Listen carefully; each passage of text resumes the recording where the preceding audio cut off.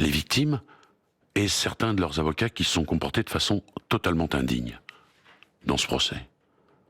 Voilà. Quand on demande à Meyrat s'il est circoncis, c'est un avocat qui le fait. C'était lors du premier procès, hein? Oui, quand on traite Meyrat d'animal, c'est un avocat qui le fait. Lors du premier procès également. Quand un avocat se lève pour lui dire que, quand il répond, il se tourne vers la Mecque, alors qu'en réalité, il répond à la cour, et Madame Godchaux en est le témoin, c'est un avocat qui le fait. Voilà. Pour le reste, qu'est-ce que vous voulez que je vous dise? C'est curieux à la fois de dire qu'il est le mentor et de l'acquitter là-dessus. Vous dites, Éric Dupond-Moretti, qu'il n'y a pas eu de nouveaux faits qui soient apparus entre le premier procès et le procès en appel. Il y a peut-être une chose qui a changé, et on va écouter l'un des avocats d'une des parties civiles, maître Patrick Lugman, c'est le climat entre le procès en première instance et le procès en appel. Oui. C'était avant tout un procès beaucoup plus serein. Ce n'était pas un procès chaotique. La première fois, nous avions eu non pas un procès historique, mais un procès hystérique. Et là, chaque partie a pu exposer et débattre de chaque élément de ce dossier. Et effectivement, quand on ne se chamaille pas, mais qu'on débat, on voit que les éléments du dossier sont extrêmement nombreux et extrêmement sérieux. C'est ça la différence entre le premier procès et l'appel? Non, écoutez, lui, il est vraiment mal placé pour parler parce que il a participé à l'hystérisation du procès de façon épisodique parce qu'il n'a pas suivi tout le procès. Celui qui a apaisé les choses, c'est Francis Piner. Et la présidente de la cour d'assises qui a tenu l'audience de façon très ferme, sans laisser aussi la place au débordement d'un côté ou de l'autre, ou aux outrances d'un côté ou de l'autre. C'est assez juste. Vous vous souvenez d'ailleurs de la polémique qui m'était tombée sur le dos quand j'ai eu le malheur de dire que la mère de Meyrat était une mère, qu'elle avait perdu un fils et qu'elle en avait un en prison. Des propos que les parties civiles vous avez oui. reprochés. Ah oui, ils ont poussé des cris d'orfraie. Non, mais pas les parties civiles, pardon. Oui, les avocats. Les avocats des parties civiles. Alors je voudrais vous dire les que regrettez pas, ces propos, mais Éric Dupond-Moretti, allez parler de la douleur. Ah non, vous n'allez pas faire votre demeurant. Non, je fais pas mon demeurant. J'explique pour les auditeurs de France Info, vous aviez eu ce débat après le premier procès avec Nicolas Demorand. Et d'ailleurs, Delphine Godchaux en est le témoin, c'est exactement, presque au mot près, ce qu'a dit la présidente. Sauf que là, c'était difficile pour les parties civiles de polémiquer. Elle a dit à un moment à cette femme, écoutez madame, vous êtes une mère, vous êtes une maman, lui a dit la présidente, est-ce que vous ne pourriez pas... Et moi j'avais dit d'ailleurs, elle a menti, tout le monde sait qu'elle a menti, mais c'est une mère. C'est tout ce que j'ai dit, je ne renie rien de cela, c'est quand même ce que nous avons en commun dans cette humanité, c'est d'avoir une mère et un père. C'est tout, j'arrête. Mais pardon de vous dire que ce procès est encore singulier parce que une thèse nouvelle est apparue, soutenue par l'un des avocats de la partie civile. Il disait nous avons des éléments nouveaux maintenant, c'était l'espèce de scoop. Le 11 mars, nous démontrons maintenant... Le jour des premiers assassinats. Le 11 mars, nous démontrons qu'Abdelkader Meyrat se trouvait avec son frère. Ben, la cour d'assises l'a pas retenu, ça. Il n'y a pas un mot dans la motivation là-dessus. Vous pensez que l'agenda, l'emploi du temps de l'un et de l'autre permettait une rencontre sur un terrain de foot le jour, quelques heures seulement? Vous mélangez deux choses. Ah, pardon. Sur le terrain de foot, ça n'est pas contesté. Abdelkader Meyrat le dit.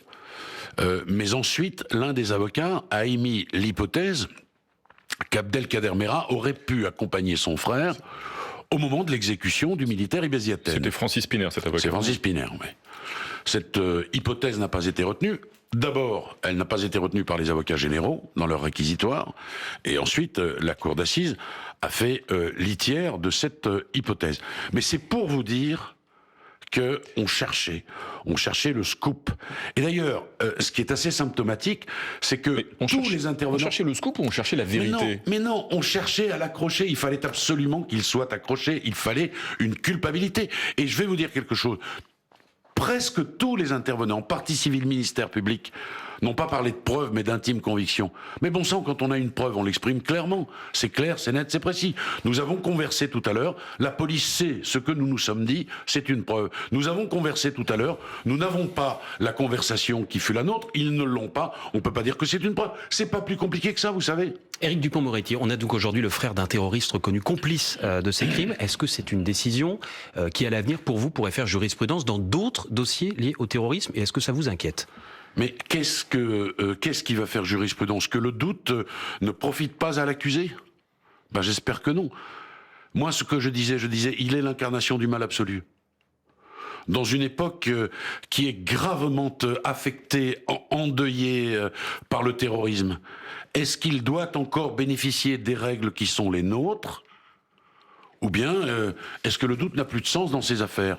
Et je dis que le doute n'a plus de sens dans ces affaires. Pourquoi, vous parliez il y a quelques instants de la tension lors du premier procès, pourquoi avoir dit à l'époque que c'était un honneur pour vous de défendre M. Merat? Parce que Pourquoi c'est un honneur? Parce que c'est l'honneur d'un avocat. Vous savez, monsieur, le bon Dieu n'a pas besoin d'avocat.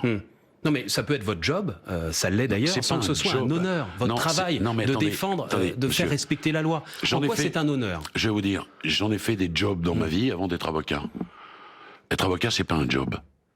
Voilà. Être avocat, j'ai d'ailleurs lu un texte absolument magnifique en plaidant de Jean-Denis Bredin. C'est l'époque où, voyez-vous, Patrick Henry ne trouvait pas d'avocat, personne ne voulait accepter une commission d'office.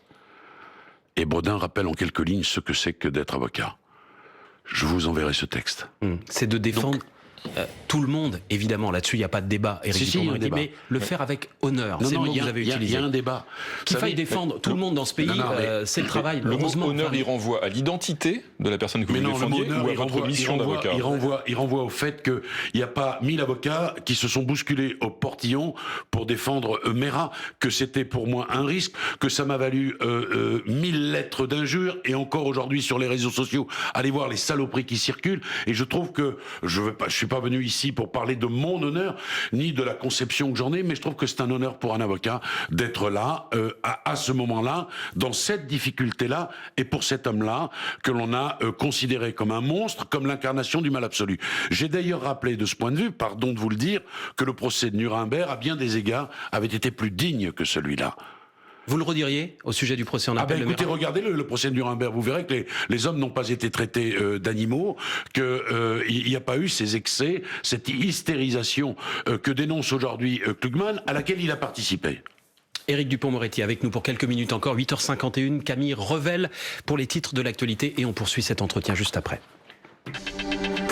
Après le verdict hier soir de la Cour d'assises spéciale de Paris, l'avocat d'Abdelkader Merat veut se pourvoir en cassation. Éric Dupond-Moretti, invité de France Info en ce moment, l'annonce ce matin. Abdelkader Merat, condamné en appel à 30 ans de prison, reconnu complice des assassinats commis par son frère Mohamed Merat en 2012. Après